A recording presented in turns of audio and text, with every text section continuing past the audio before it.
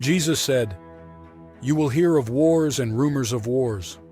Nation will rise against nation and kingdom against kingdom." That's Matthew 24. But Daniel 10 goes further than geopolitics. It claims that behind two of history's most world-shaping empires, Persia and Greece, stood two mysterious figures, the Prince of Persia and the Prince of Greece. Here's the tension. Daniel treats these princes like real agents contending with God's messenger. Yet the same book also lays out unnervingly specific geopolitical outcomes about Persia and Greece that map onto real history. So who are these princes? Are they literal spiritual beings, poetic personifications of empires, coded references to human kings and court politics, or something stranger, like a blend of ancient worldview and real political forecasting? We can anchor this conversation to hard evidence immediately. We possess ancient manuscripts of Daniel from the Dead Sea Scrolls, fragments often labeled 4 Dana and 4 Danba, commonly dated by paleography to around the late 2nd century BC. That doesn't solve every dating question, but it does mean Daniel wasn't invented in the Middle Ages. It was circulating in Jewish communities more than 2,000 years ago, close enough to the Persian to Greek transition that the book's claims can be compared against history, language, and context. In this episode, I'm going to walk you through 7 evidence-based anchors, connect them to key biblical cross-references, and then tackle the skeptical objections honestly. And near the end, we'll hit one overlooked detail in Daniel 10 that changes how you read the entire scene, because it forces you to rethink what power even is. Let's start with a rule that both skeptics and evidence-minded Christians should love: separate what the text says from what we assume it means. Daniel 10 says a messenger is resisted by the prince of the kingdom of Persia for 21 days, until Michael, called one of the chief princes, helps. Later, the messenger says, "Now I will return to fight against the prince of Persia. And when I go out, behold, the prince of Greece will come." So first, we need the historical ground under our feet. Persia and Greece are not vague symbols here. Daniel names real imperial phases. Historically, the transition from Achaemenid Persian dominance to Alexander's conquest and the Hellenistic Age is one of the best documented pivots in antiquity. Judea wasn't isolated from it. The Persian period left administrative fingerprints across the region: stamps, coinage patterns, settlement shifts, exactly what you'd expect from life inside an empire. So when Daniel says Persia, we're not talking about a fantasy realm. We're talking about a specific historical machine. Second, the word translated prince matters. In Hebrew, the term often used here is sar, which can mean a leader, commander, or official. That opens the door to a grounded reading. Maybe Prince of Persia means a Persian authority figure. But Daniel 10 doesn't describe a court official. It describes a being who can delay a heavenly messenger for 21 days in a way that requires reinforcement from Michael. Whatever else is going on, the story is not written like a routine political memo. Daniel's language pushes you toward a category bigger than bureaucracy. Third, we have to admit the real scholarly debate. Many academics date the final form of Daniel to the 2nd century BC, during the crisis under Antiochus IV Epiphanes. If that's correct, then some of Daniel's predictions are really theological reflections written with hindsight. But here's the key point. Even if someone accepts that late dating, Daniel 10 still demands explanation, because the question isn't only, did Daniel foresee Greece? The deeper question is, why does Daniel interpret geopolitics as conflict with princes at all? That interpretive choice is the heart of the mystery. Fourth, the Dead Sea Scrolls matter here for another reason. Whatever one concludes about composition history, Daniel's worldview, including the prince's framework, was already circulating in Second Temple Judaism. That means the Prince of Persia and Prince of Greece are not late medieval embellishments. They belong to an ancient Jewish way of describing how nations and history relate to God. Now watch what Daniel 10 actually does. Daniel is by the Tigris River in the 3rd year of Cyrus, king of Persia. He's mourning, fasting, seeking understanding. Then he sees a glorious figure, radiant, terrifying, otherworldly.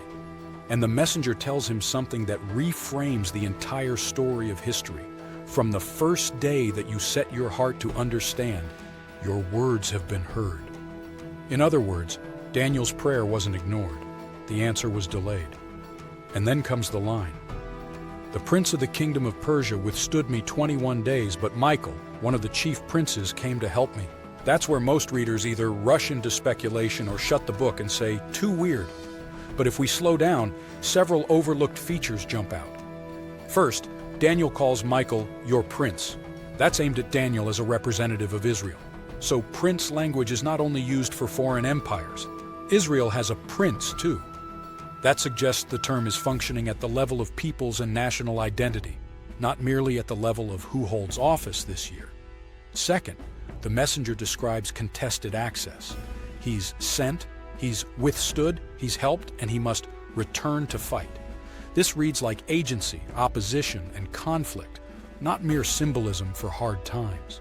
Even if you're skeptical and you think it's literary, you still have to admit the text portrays intentional actors behind the scenes of empire. Third, Daniel 10 is not isolated. It's the doorway into Daniel 11, which becomes an empire-by-empire geopolitical map.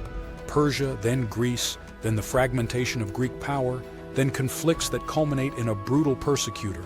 So the Prince of Persia and Prince of Greece aren't random spooky characters. They frame the logic of the whole revelation. Daniel is saying that history is not just a chain of battles, it is contested territory. So how do we interpret these princes responsibly? Here's where we need cross-references and context, because Daniel isn't inventing the behind-the-throne concept out of thin air.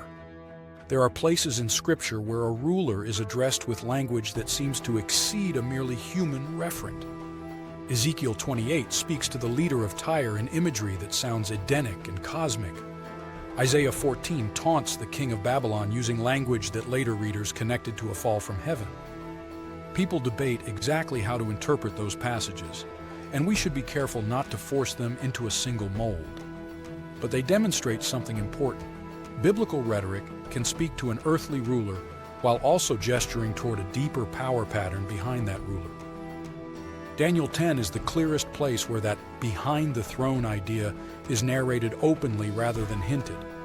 Then there's a famous hidden passage that shows this is not a one-off idea.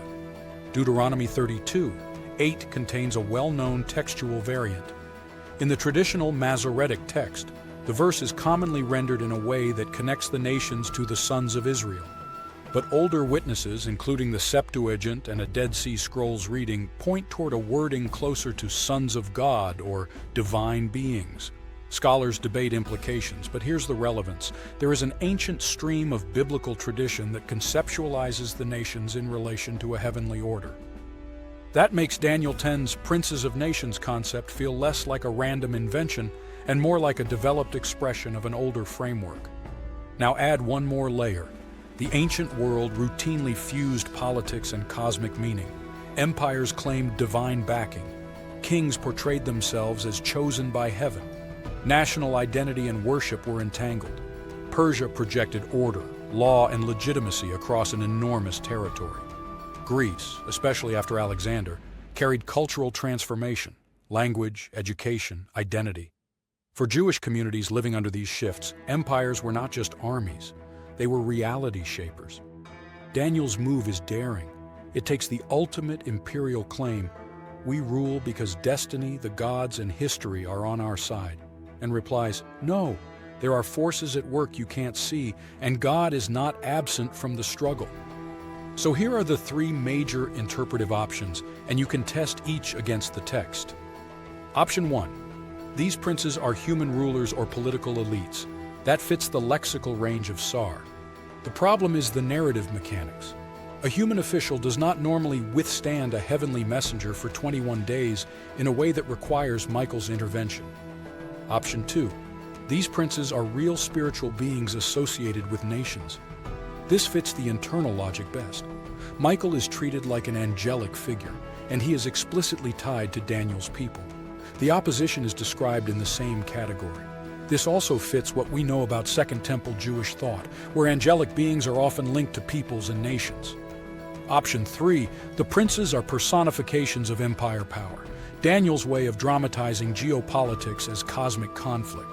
This can satisfy a skeptical reader who thinks apocalyptic literature uses symbolism to communicate big truths. But even here, Daniel is still making a claim about reality, that empires have a suprapersonal agency, a momentum bigger than any one king. Modern language might call it institutional inertia, ideological contagion, or the emergent behavior of complex systems. And here's a key insight. Option 2 and Option 3 don't have to be enemies. Daniel can be saying that empires are more than human decisions, and the unseen dimension is real. The text is built for layered causality. Now let's face the strongest objections honestly. The first objection is that Daniel was written after the fact, so Prince of Greece isn't prophecy. It's true that many scholars argue Daniel reached its final form in the 2nd century BC, and that Daniel 11 tracks events with striking precision up to Antiochus IV. But even if you accept that dating, Daniel 10 still isn't explained away. Why choose a princes behind empires framework at all? If the author's only goal were propaganda, it would be simpler to write straightforward political commentary. Instead, Daniel builds a worldview where prayer matters, revelation can be delayed by resistance, and nations have princes contending in a larger arena. That's theological architecture, not just messaging. The second objection is that Prince of Persia could just mean a Persian official blocking Jewish rebuilding projects, like the political tensions you see in Ezra and Nehemiah. Historically, officials did oppose Jewish initiatives, but Daniel 10 locates the conflict before the messenger even arrives to Daniel, and it resolves through Michael's intervention in the same category of being. If you reduce the prince to a human bureaucrat, you still have to explain why Michael is called your prince in a parallel structure. The passage reads like a system, not a loose metaphor. The third objection is that angels over nations sounds mythological. Ancient people explained politics with spirits. Fair enough, ancient worldviews do frame events spiritually. But worldview isn't automatically false because it's ancient. The real question is whether the worldview corresponds to reality. And Daniel's framework can be tested indirectly because it predicts that history is not merely material. It predicts that ideology, worship, morality, and allegiance shape outcomes. Even secular historians recognize that weapons and money alone don't explain why empires rise and fall. Stories do, identity does, beliefs do. Daniel claims something stronger. The unseen is real, and history is not sealed off from God. A fourth objection is personal. Why would God allow a messenger to be delayed 21 days? Daniel 10 doesn't treat prayer like a vending machine. It treats prayer as participation in a reality bigger than the petitioner understands. The messenger says Daniel was heard from the first day. The delay isn't God ignoring him. It's resistance along the way. Whether you take that literally or symbolically, the message lands the same. God hears, but history is contested. So what does all this mean, and who are these princes most plausibly? Daniel 10:11 shows a three-layer world. There's the personal layer, Daniel fasting, grieving, seeking understanding. There's the political layer, Persia now, Greece next, real empires that will reshape lives. And there's the transcendent layer, conflict beyond what Daniel can see, involving princes and Michael. If we read the text on its own terms, the most responsible conclusion is this: Daniel intends you to understand the Prince of Persia and the Prince of Greece as real suprahuman agents associated with empires, not merely as metaphors for human kings. That's the straightforward reading of the story's logic. At the same time, Daniel is not giving you a chart of invisible beings. He's giving you a theology of history. Empires have a spiritual dimension, a kind of personality, a will to power, an ideology that behaves like something beyond individuals. Whether that is animated by real spiritual beings or whether it functions as a literary way to talk about empire power, the core claim is that there is more going on than human politics. And this is where the passage becomes uncomfortably modern. Because today you can watch institutions, propaganda systems, and cultural movements move like they're alive. People get swept into them. Moral logic gets inverted. Truth gets treated like a threat. Daniel's word for that is princes. Now notice the confrontational comfort of the line, Michael, your prince. God's people are not abandoned. They are seen. They are represented. They belong to a kingdom that does not rise and fall like Persia or Greece. And Daniel's personal response matters. Daniel doesn't respond to empire with panic. He responds with humility, prayer, and endurance. Daniel 10 is telling you, you may not control Persia, you may not stop Greece, but you can seek truth, refuse idolatry, and align with the God who sees the whole board. So let's recap the core takeaways. Persia and Greece in Daniel are historically concrete empires with a real documented transition. The word prince can mean a human leader, but Daniel 10 uses it in a way that behaves like more than human opposition. Daniel's "your prince" language ties the concept to a people, not just a government. The Dead Sea Scrolls confirm Daniel's early circulation and preserve the same framework. Deuteronomy 32's textual history shows that the nations and the heavenly order idea is not foreign to Israel's scriptural ecosystem. And even the strongest skeptical approaches still have to explain why Daniel frames history as contested by princes rather than merely by kings. Here's the final, easily missed detail that changes how you read the entire scene. The passage doesn't exist to satisfy curiosity about invisible beings. It exists to redefine power. Daniel is saying the real battle isn't merely who sits on the throne, it's what kind of reality the throne serves. If this changed how you read Daniel 10, tell me in the comments what hit hardest. The manuscript evidence, the phrase, "your prince," or the way Daniel connects empires to a deeper layer of conflict. If you want more evidence-based biblical deep dives like this, like and subscribe, and share this with someone who assumes the Bible can't handle serious scrutiny. Until the next time, God bless.